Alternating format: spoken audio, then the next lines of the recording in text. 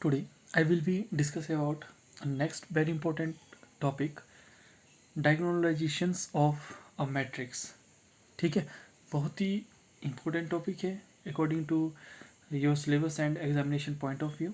ठीक है, इससे पहले हमने डिस्कस किया था आइगन वैल्यू, आइगन वेक्टर. ठीक है, आइगन वेक्टर हमने डिस्कस किया था कि रिपीटेड आइगन वैल्यूज़ के लिए हम आइगन वेक्टर कैसे फाइंड आउट करते हैं और नॉन रिपीटेड आइगन वैल्यूज़ के ऊपर हम आइगन वेक्टर कैसे फाइंड आउट करते हैं. ठीक है, वैसे ही ऑल स्टेप आपने यहाँ पे भी करने हैं. ठीक है, यहाँ पे थोड़ा सा डिफरेंस है. जब हम आइगन वेक्टर फाइंड आउट कर बैठेंगे उसके बाद आपने क्या करना है वो यहाँ पे एक अलग चीज़ होगी. ठीक है,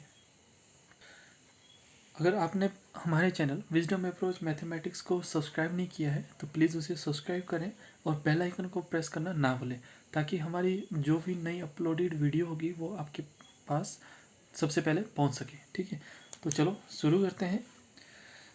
If a square matrix A of order n has n linearly independent eigenvectors, ठीक है, then a matrix P can be found such that P inverse A P is a diagonal matrix. ठीक है, तो बच्चों जैसे हम आप n इंटू एन कोई भी आपके पास स्क्वायर मैट्रिक्स है, ठीक है, जहाँ पे इक्वल आपके पास number of rows and columns हो. ठीक है, तो वहाँ से अब आप उसके बाद क्या करोगे, उसके आइगन वेक्टर्स फाइंड आउट करोगे. ठीक है, जो भी आपके पास बच्चों आइगन वेक्टर्स होंगे x1 x2 और x3, ठीक है, वो आपकी क्या होगी, पी मैट्रिक्स होगी.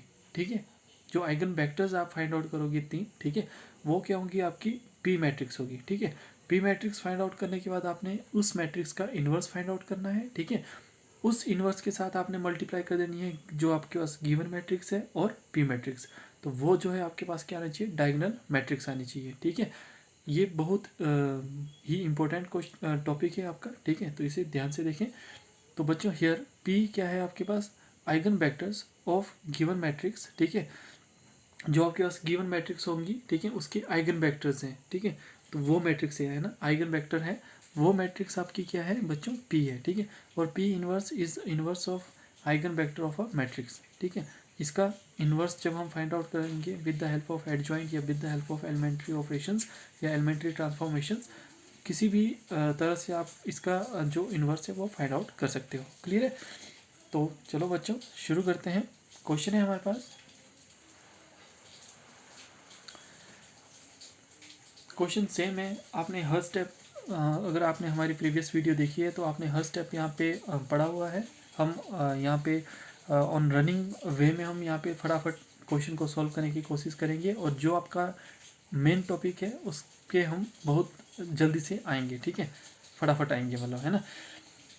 मैट्रिक्स है आपके पास, गिवन मैट्रिक्स -2 2 -3 2 1 -6 -1 -2 एंड 0. ठीक है, फाइंड द मैट्रिक्स पी, यानी हमने इसके आइगन वेक्टर्स फाइंड आउट करने हैं पहले, एंड पी इनवर्स ए और P is the diagonal matrix. ठीक है, डायगोनल मैट्रिक्स आपकी होती है, बाकी एलिमेंट आपके 0 होने चाहिए और जो डायगोनल है आपका वो हमेशा कोई नंबर होना चाहिए या 1 1 होना चाहिए. क्लियर है, तो बच्चों आइगन वैल्यू, पहले हमें आइगन वैल्यू फाइंड आउट करनी पड़ेगी. तो आइगन वैल्यू हम कैसे फाइंड आउट करेंगे बच्चों, हमारे पास कैरेक्टरिस्टिक इक्वेशन है. The characteristic equation is of matrix is given by determinant of A minus lambda equal to 0. तो जैसे आपको पता है कि हम कैरेक्टरिस्टिक इक्वेशन कैसे फाइंड आउट करते हैं, बहुत सारे हमने क्वेश्चन यहाँ पे डिस्कस किए हुए हैं, तो हम यहाँ पे फटाफट पढ़ेंगे, है ना. तो ये हो जाएगा -2 माइनस लैम्डा 2 3 सॉरी -3, यहाँ पे 2 -1 1 minus lambda -6 -1 -2 and 0 minus lambda that's equal to 0 के बराबर हो जाएगा. क्लियर है, और यहाँ पे हमारे पास बच्चों क्या आ जाएगा, यहाँ पे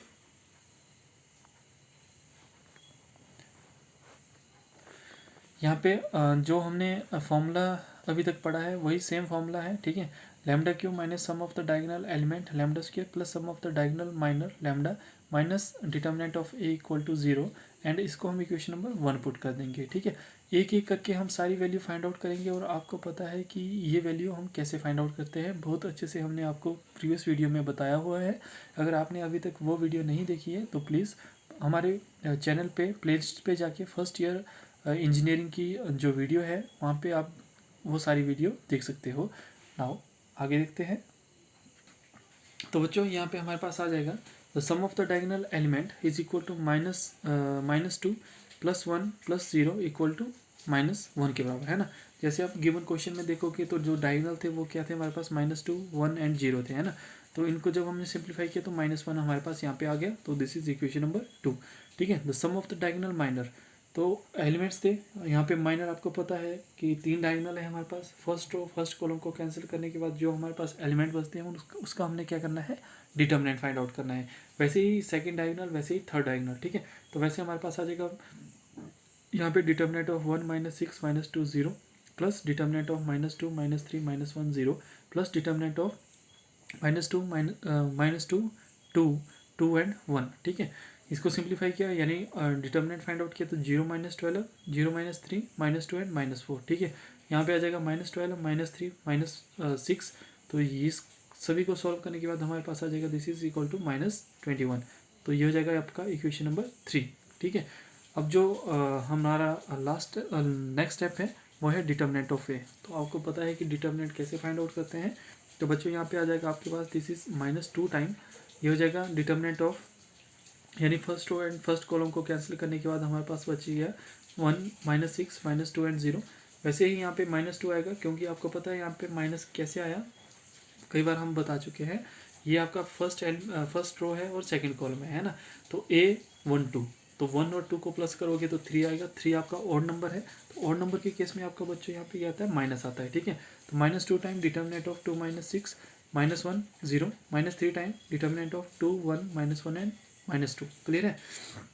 तो यहाँ पे बच्चों हमारे पास आ जाएगा नेक्स्ट स्टेप पे, जैसे इसका डिटर्मिनेंट सॉल्व करोगे तो ये हो जाएगा -2 0 -12 -2 0 -6 -3 -4 +1। ठीक है, इसको सिंप्लीफाई करेंगे तो ये हो जाएगा -2 टाइम -12 -2 टाइम -6 -3 टाइम -3। ठीक है, सिंप्लीफाई किया तो 24 + 12 + 9, तो ये आ गया बच्चों हमारे पास कितना, 45। क्लियर है। किसी भी बच्चे को कोई भी स्टेप है, अगर कोई भी प्रॉब्लम होगी तो वो हमारे कमेंट सेक्शन पे अपना क्वेश्चन पूछ सकते हैं। साथ ही हमने यहाँ पे अपना व्हाट्सएप नंबर भी शेयर किया हुआ है। अगर आपने व्हाट्सएप पे हमें क्वेश्चन बता सकते हो तो हम वहाँ पे भी आपको सेटिस्फाई करने की पूरी कोशिश करेंगे। क्लियर है। अब आपने इक्वेशन नंबर 2 3 एंड 4, ठीक है, ये आपने पुट करनी है इक्वेशन नंबर 1 में। तो आपके पास बच्चों इक्वेशन आ जाएगी यहाँ पे λ³ plus λ² -21 lambda plus -45 = 0। This is equation number 5। ठीक है, तो अभी तक हम बता रहे थे आपको कि अगर आपके पास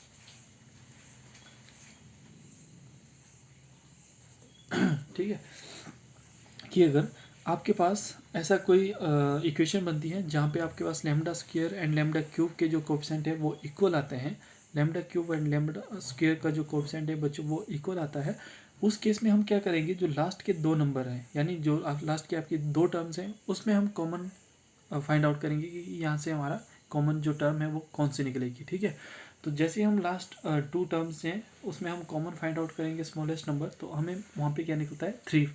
ठीक है, 3 जो है वो हमारे यहाँ पे कॉमन आता है, क्योंकि आपको पता है 7 × 3 21 होता है और वैसे ही आपका 15 × 3 45 होता है। ठीक है, तो 3 यहाँ पे कॉमन नंबर है। तो अभी हमें नहीं पता कि ये जो आइगन वैल्यू निकलेगी ये हमारी +1 +3 निकलेगी या -3 निकलेगी, है ना। तो जैसे हमने यहाँ पे किया हुआ है λ +3, ठीक है, वैसे आप कर सकते हो λ -3 के साथ भी कर सकते हो। तो वहाँ पे आप जब वैल्यू पुट करोगे, ठीक है, इक्वेशन आप बनाने की कोशिश करोगे तो आपकी इक्वेशन नहीं आएगी, है ना।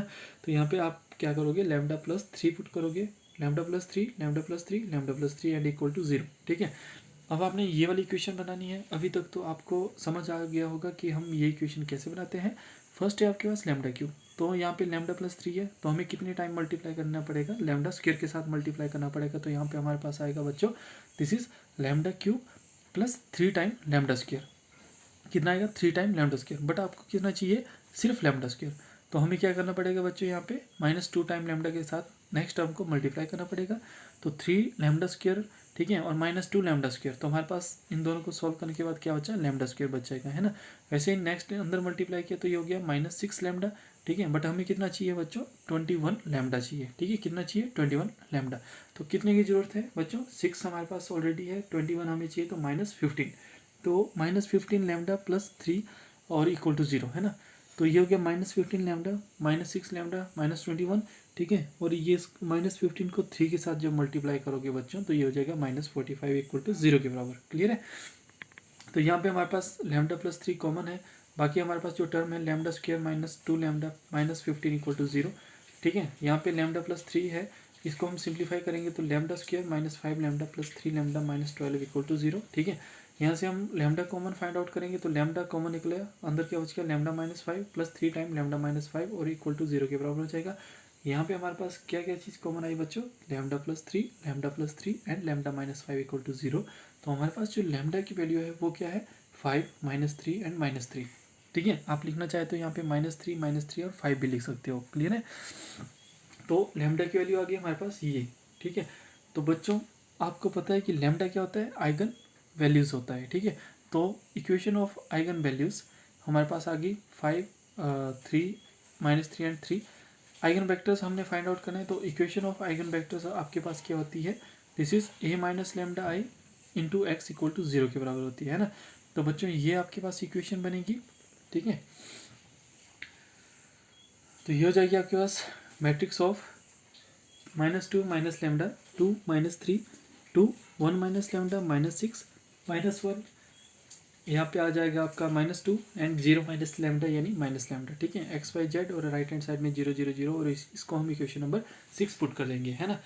अब जैसे हमने बच्चों आइगन वेक्टर्स अभी तक 3 वीडियो, थर्ड वीडियो है हमारी, है ना। इससे पहले हमने 2 वीडियो फाइंड की है, तो वहाँ पे भी हमने आइगन वेक्टर्स फाइंड आउट किए हैं। अगर आपने नहीं देखी है तो आप प्लीज़ प्लेलिस्ट पे जाके वो वीडियो भी देख सकते हो, ठीक है। तो यहाँ पे क्या है, एक एक करके हम लैम्डा की वैल्यू पुट करेंगे यहाँ पे लैम्डा की जगह, है ना। तो हमारे पास इक्वेशन आएगी। बस ध्यान रखना जहाँ पे रिपीटेड आइगन वैल्यूज़ है आपकी, वहाँ पे हम सिर्फ एक बार वैल्यू पुट करेंगे और जो इक्वेशन है उसको हम बाय रो ऑपरेशन के साथ थोड़ा सिंप्लीफाई करने के बाद उसको सेटिस्फाई करने की कोशिश करेंगे। क्लियर है।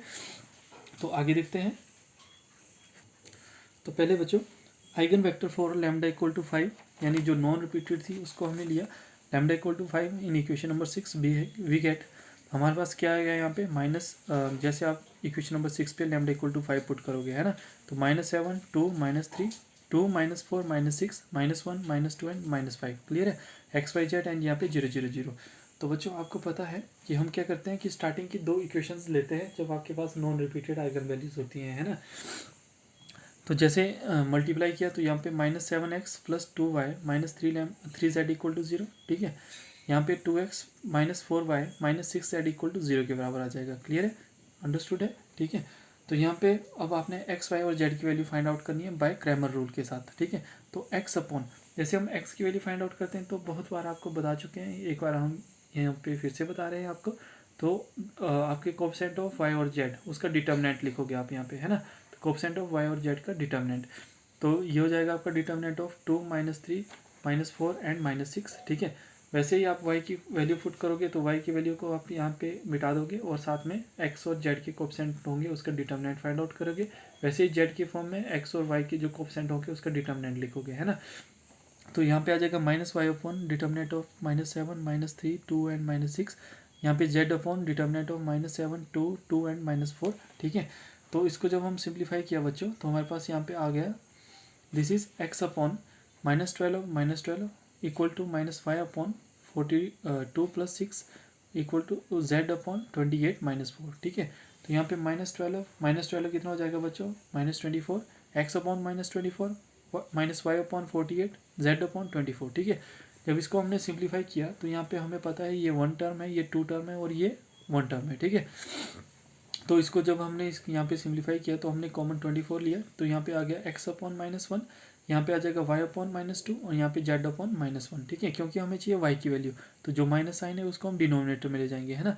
तो जैसे हम यहाँ पे मल्टीप्लाई किया 24 के साथ हर टर्म को, तो यहाँ पे -1 -2 एंड 1 आ जाएगा, ठीक है। तो बच्चों ये था आपका first eigen vector x1 equal to x1 y1 z1, यहाँ पे -1 -2 एंड 1। क्लियर है, ठीक है। किसी भी बच्चे को अगर कोई भी डाउट हो तो वो कमेंट सेक्शन पे अपना क्वेश्चन पूछ सकता है, ठीक है। नाउ अब हम पुट करेंगे लैम्डा इक्वल टू -3, ये हमारे रिपीटेड आइगन वैल्यू है, तो हम एक बार पुट करेंगे, उसके बाद हम ऑपरेशन लगाएंगे, रो ऑपरेशन, है ना। सिंप्लीफाई करने के बाद जो हमारे पास आता है वो हम देखेंगे।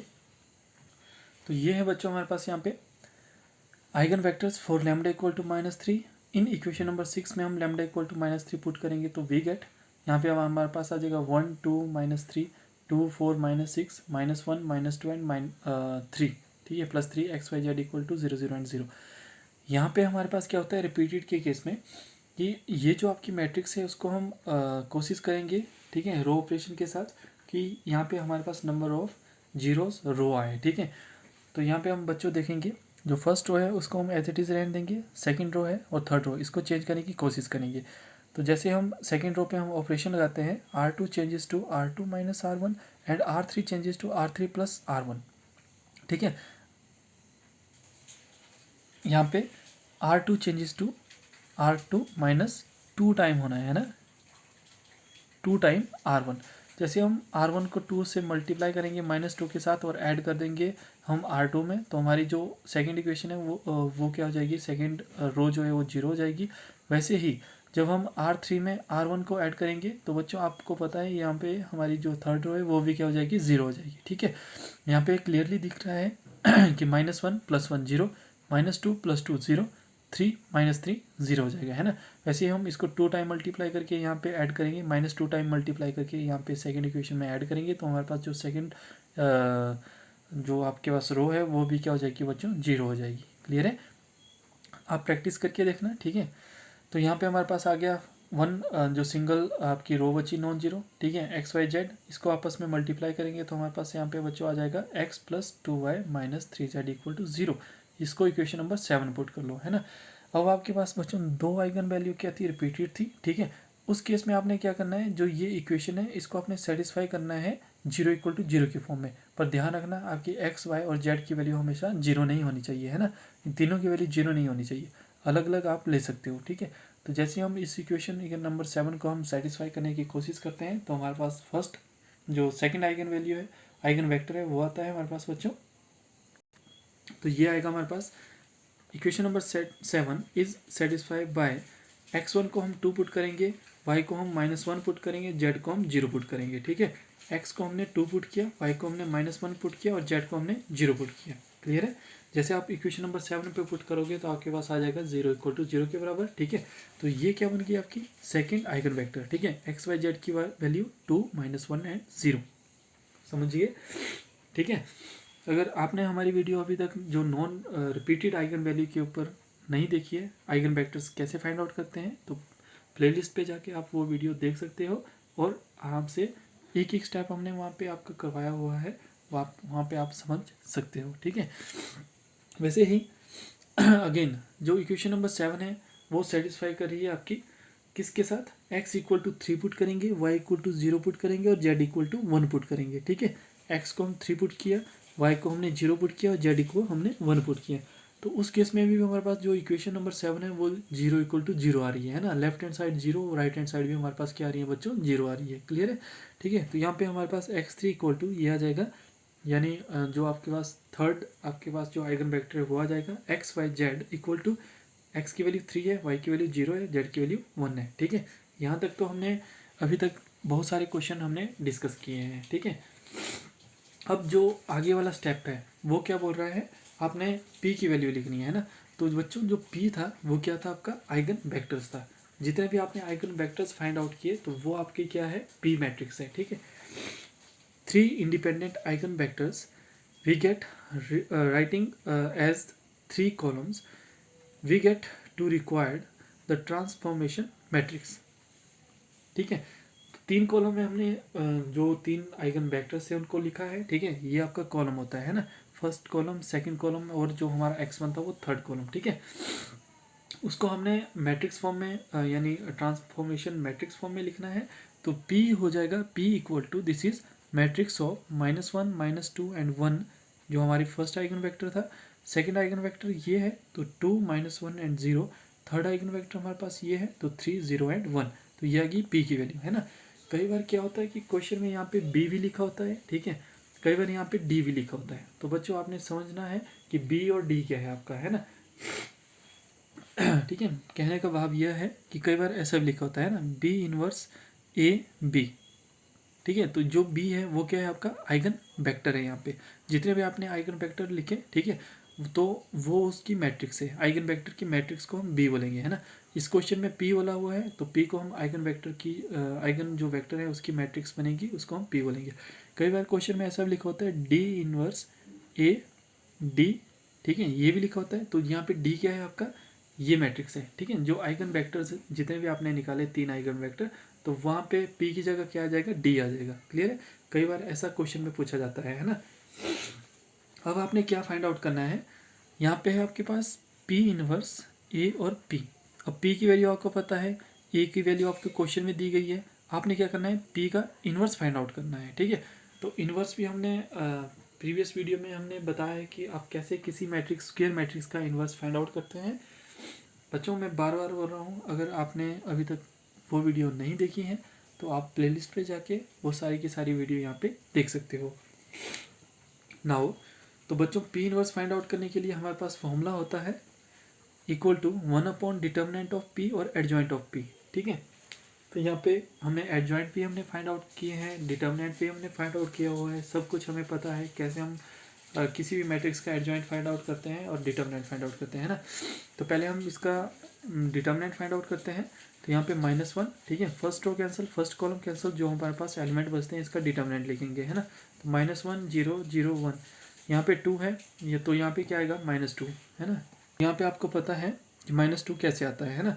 और साथ में first row second column cancel, तो जो हमारे पास एलिमेंट बचते हैं, तो -2 0 1 and 1 plus 3 time first row and third column cancel, तो उसके अलावा जो हमारे पास बचता है -2 -1 1 एंड 0, ठीक है। तो इसको हम थोड़ा सा सिंप्लीफाई करते हैं, 2 × 2 मैट्रिक्स का डिटर्मिनेंट फाइंड आउट करते हैं। तो हमारे पास बच्चों यहाँ पे आता है, यहाँ पे हमारे पास आएगा -1 -1 -0 -2 -2 -0 +3, यहाँ पे 0 + 1 आ जाएगा। क्लियर है, जैसे हमने इसका डिटर्मिनेंट फाइंड आउट किया। तो इसको cross multiply with negative side, इसको क्रॉस मल्टीप्लाई, है ना। तो यहाँ पे हमारे पास आ जाएगा -1 ठीक है, यहाँ पे आ जाएगा -2 और यहाँ पे -2 + 3 × 1, तो ये हो जाएगा आपके पास 1, ये हो जाएगा आपके पास माइनस प्लस 2 × 2 4, ये हो जाएगा आपके पास 3। तो ये वैल्यू कितनी आ गई आपके पास, 8 आ गई। कितनी आई बच्चों, डिटर्मिनेंट ऑफ पी आपके पास 8 आ गया, है ना। तो वैसे ही हमने आपको कोफैक्टर भी फाइंड आउट, मतलब कैसे हम कोफैक्टर फाइंड आउट करते हैं, ठीक है। तो बच्चों ये हमारा जो कोफैक्टर है वो आए थे, ठीक है। जैसे आप एक एक करके आप कोफैक्टर फाइंड आउट करोगे, ठीक है। तो हमारे पास यहाँ पे कोफैक्टर ये टर्म आई थी, है ना, -1 कोफैक्टर पे। अगर आपको नहीं है पता कि कोफैक्टर कैसे फाइंड आउट करते हैं, तो बच्चों हमने प्रीवियस वीडियो पे हमने बताया है कि कोफैक्टर बच्चों कैसे फाइंड आउट करते हैं ना। कोफैक्टर से हम एडजॉइंट कैसे फाइंड आउट करते हैं। तो रिक्वेस्ट है आपसे कि आप प्रीवियस वीडियो पे जाके, ठीक है, वहाँ पे कोफैक्टर या एडजॉइंट रिसर्च करके, ठीक है, आप हमारी वीडियो देख सकते हो और आराम से अंडरस्टैंड कर सकते हो, ठीक है। तो जो आपकी पी मैट्रिक्स थी उसके कोफैक्टर आपके पास आए हैं बच्चों यहाँ पे -2 2 1 -2 -4 2 3 -6 एंड 5, ठीक है। तो जो कोफैक्टर का ट्रांसपोज होता है वो क्या होता है, आपका एडजॉइंट होता है, ठीक है। तो बच्चों यहाँ पे एडजॉइंट क्या हो जाएगा हमारे पास, एडजॉइंट क्या होता है आपका, transpose of cofactor of matrix A, ठीक है। जो आपने कोफैक्टर्स निकाले उसका जो ट्रांसपोज करेंगे, ट्रांसपोज का मतलब होता है बच्चों जो आपकी रो है वो आपका कॉलम बन जाएगा, जो आपका कॉलम है वो आपकी रो बन जाएगी, है ना। तो जैसे ये फर्स्ट रो है तो यहाँ पे हमारा फर्स्ट कॉलम बन गया, ठीक है। सेकंड रो है ये हमारे पास सेकंड कॉलम बन गया, थर्ड रो है तो ये हमारे पास थर्ड कॉलम बन गया। क्लियर है। तो हमारे पास जो एडजॉइंट ऑफ ए है वो क्या आ जाएगा बच्चों, यहाँ पे -1 -2 3 2 -4 -6 1 2 एंड 5, ठीक है। तो बच्चों जो हमारे पास पी की वैल्यू है यानी पी इनवर्स है, तो पी इनवर्स का आपने फॉर्मूला अभी पढ़ा था। पी इनवर्स क्या होता है, 1 determinant of P adjoint of P, ठीक है। तो यहाँ पे हमने डिटर्मिनेंट भी निकाल दिया है, एडजॉइंट भी निकाल दिया है, ठीक है। तो यहाँ पे P inverse equal to 1/8 determinant of -1 2 -2 3 2 -4 and -6 1 2 and 5, ठीक है। अब आपने क्या करना है, क्वेश्चन में आपसे क्या पूछा गया था, अब आपने करना है बच्चों दिस इज, ये आपसे क्वेश्चन में पूछा गया था। तो P inverse A into P, यानी जो P इनवर्स फाइंड आउट किया उसमें आपने गिवन मैट्रिक्स को मल्टीप्लाई करना है और साथ में आपने जो P है यानी ये वाली मैट्रिक्स है उसको आपने वहाँ पे मल्टीप्लाई करना है। तो आपने अभी तक हमारी वीडियो जहाँ पे हमने बताया था कि कैसे आप दो मैट्रिक्स को आपस में मल्टीप्लाई करते हैं, ऐड करते हैं, सब्ट्रैक्ट करते हैं, ठीक है, स्टार्टिंग में हमारी जो वीडियो है, ठीक है, वहाँ पे आप जाके देख सकते हो कि हम कैसे कैसे करके हम यहाँ पे मल्टीप्लाई करते हैं दो मैट्रिक्स को, ठीक है। नाउ देखते हैं आगे। तो बच्चों जैसे हमने यहाँ पे हमें पता है कि हमें ये टर्म चाहिए P inverse A into P, ठीक है, तो इनकी हमने वैल्यू यहाँ पे लिखी, ठीक है। अब आपकी ये होमवर्क है बच्चों आपके लिए, ठीक है, कि जैसे हम इन दो मैट्रिक्स को आपस में मल्टीप्लाई करते हैं, ठीक है, या इन दो मैट्रिक्स को आपस में मल्टीप्लाई करते हैं, कोई भी मैट्रिक्स है, सारी आपकी सेम ऑर्डर की है, 3 × 3 ऑर्डर की है, ठीक है, या तो इन दो को कर लो या तो इन दो को कर लो, है ना, या तो इन दो को कर लो, कोई फ़र्क नहीं पड़ेगा, है ना, मैट्रिक्स में आपका कोई फ़र्क नहीं पड़ेगा, ठीक है। जैसे हमने इन दो मैट्रिक्स को आपस में मल्टीप्लाई किया तो बच्चों हमारे पास यहाँ पे क्या आया, दिस इज़ -5 -10 15 -6 -12 18 -3 -6 एंड -15, ठीक है। जब हमने इन दो ये जो मैट्रिक्स थी इनको आपस में मल्टीप्लाई की तो हमारे पास ये टर्म आई, है ना। अब मल्टीप्लाई कैसे करते हैं, मान लो तो, ठीक है, इन दोनों को मैट्रिक्स को मल्टीप्लाई करने पे हमारे पास ये वाली मैट्रिक्स आ गई, क्लियर है। अब आपने क्या करना है बच्चों, ठीक है, मल्टीप्लिकेशन आपको पता है कैसे करते हैं, ठीक है। फर्स्ट रो लेनी है आपने, ठीक है, उसके बाद फर्स्ट कॉलम को मल्टीप्लाई करना है, सेकंड कॉलम को मल्टीप्लाई करना है, थर्ड कॉलम को मल्टीप्लाई करना है, ठीक है। तो हम ऐसे आपको बता देते हैं, जब जो फर्स्ट रो का आपका फर्स्ट एलिमेंट है उसको कॉलम के फर्स्ट एलिमेंट के साथ मल्टीप्लाई करना है, सेकंड को कॉलम के सेकंड के साथ, थर्ड को कॉलम के थर्ड के साथ मल्टीप्लाई करना है, ठीक है। तो यहाँ पे बच्चों आप देखोगे तो -1 -2, ठीक है, मल्टीप्लाई किया तो आपके पास क्या आ गया बच्चों, यहाँ पे 2 आ गया, ठीक है, -1 -2 मल्टीप्लाई किया तो 2 आ गया प्लस, ठीक है, माइनस का 2 है और प्लस का 2 है तो ये क्या हो जाएगा -4, ठीक है, 2 -4। अब यहाँ पे आपके पास क्या है, 3 है इंटू -1 है, ठीक है, तो 3 इंटू -1 क्या हो जाएगा आपका -3 हो जाएगा, इक्वल टू में क्या आ जाएगा, दिस इज़ 2 टाइम -7 और इक्वल टू हमारे पास कितना आ जाएगा -5 आ जाएगा। तो ये आपका फर्स्ट एलिमेंट आया, तो ये हमारे पास यहाँ पे फर्स्ट एलिमेंट है ना। वैसे ही आपने फर्स्ट रो को सेकंड कॉलम के साथ मल्टीप्लाई करना है, वैसे ही थर्ड कॉलम के साथ मल्टीप्लाई करना है, ठीक है। वैसे ही आपने सेकंड रो को फर्स्ट सेकंड थर्ड कॉलम के साथ मल्टीप्लाई करना है, वैसे ही आपने थर्ड रो को आपने first second and third column के साथ मल्टीप्लाई करना है, तो आपके पास ये वाली मैट्रिक्स आ जाएगी, क्लियर है, ठीक है। नाउ तो ऐसे बच्चों आपने क्या करना है, यहाँ पे इसकी भी जो ये दो मैट्रिक्स है इनको आपस में मल्टीप्लाई करके हमारे पास ये वाली वैल्यू आ जाएगी, ठीक है, 40 0 0 0 20 -21 0 0 0 एंड -21, क्लियर है, ठीक है। तो अब आपने क्या करना है, इसको 8 के साथ आपने, तो बच्चों हमारे पास यहाँ पे क्या आ जाएगा, दिस इज़ 40 0 0 0 20 -21 0 0 0 एंड -24, ठीक है, 24, दिस इज 24, ठीक है। तो यहाँ पे भी 24, यहाँ पे भी 24, यहाँ पे 40 आ जाएगा, क्लियर है। आपने 8 के साथ इसको डिवाइड करना है, ठीक है, तो 0 डिवाइडेड बाई 8 0 ही होता है, 40 डिवाइडेड बाई 8 आपके पास क्या आ जाएगा 5, यहाँ पे -3, यहाँ पे -3 आ जाएगा, ठीक है। तो ये बच्चों आपकी पे क्या बन जाएगी, यहाँ पे एक डायगोनल मैट्रिक्स बन गई, ठीक है, जहाँ पे आपके पास सिर्फ डायगोनल्स के ही एलिमेंट हैं और बाकी आपके पास क्या है 0 0, सारे एलिमेंट क्या हैं बच्चों यहाँ पे 0 0 थे, है ना। तो ये था बच्चों आज का topic, diagonalisation of matrix, square matrix, ठीक है, कैसे हम एक मैट्रिक्स का कैसे हम डायगोनल की फॉर्म में उसको कन्वर्ट करते हैं, ठीक है। तो ऐसे ही इंटरेस्टिंग वीडियो को देखने के लिए हमारे चैनल विजडम अप्रोच मैथमेटिक्स को शेयर करें, सब्सक्राइब करें and thank you for watching. और बच्चों नेक्स्ट जो वीडियो है केले हैमिल्टन थ्योरम, वो बहुत ही इंपॉर्टेंट थ्योरम है, ठीक है, तो उसे देखना भी ना भूलें और इसे देखना भी ना भूलें। Thank you.